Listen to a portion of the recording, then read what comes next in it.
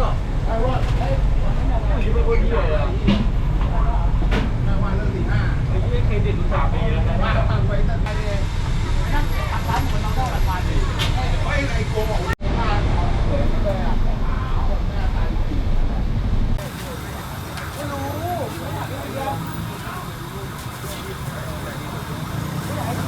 ได้ปะล่ะแม่มันยกเป็นรถตั้งร้านเหรอ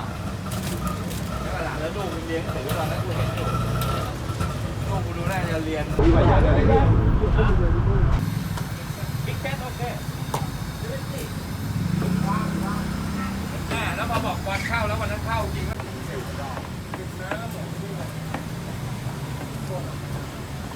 ขาหัวหน้าม้วนเป็นผลไปแล้วพอเลยนั่นแหละมันนะคุณจอใช่หน้าเขาอยู่ข้นกว่าหน่อยแล้วแบบหน้าคอเหลือก็เลยอ่ะขาวแบบหน้าตาดีเลยสามีคนทักที่จะต้องเข้าก็มีทั้ง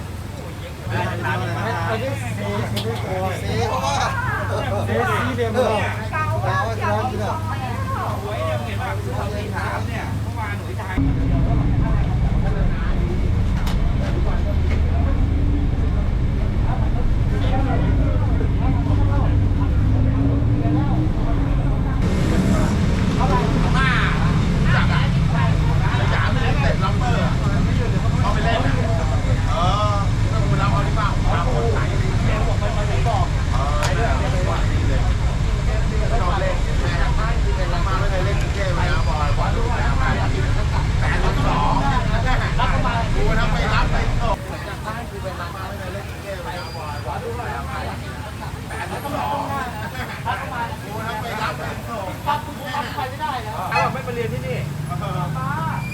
สบายดีเหรอวะกูสบายดีแต่ตอนนี้เขาไม่ให้คนดูแลมาให้ดูมาให้ดูไอ้ตรงนี้มาเขามีรับต้องเขาก็สบายเลยไม่ได้เก็บตังค์ร้านคนเราได้ราคาดีไอ้โกบอกว่าแจกของฟรีแม่มาให้กูด้วยวะโกบอกแจกแยกนี่หรอไม่ได้เขาบอกพี่ก็ขับมาดิตอน10 โมง 11 โมงวันไหนพรุ่งนี้ก็มีเหรอมีพี่ก็ขับมาดิตอน10 โมง 11 โมงวันไหนพรุ่งนี้ก็มีเหรอมีไม่รู้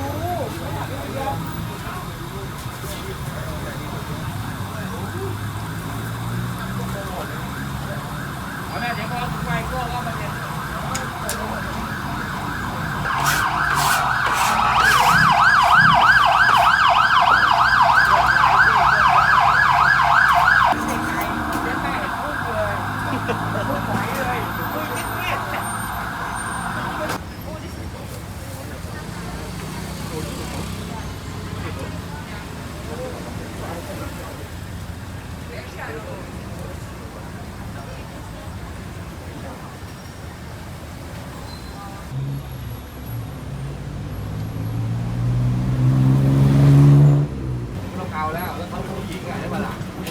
เป็นรถตั้งร้านเหรอ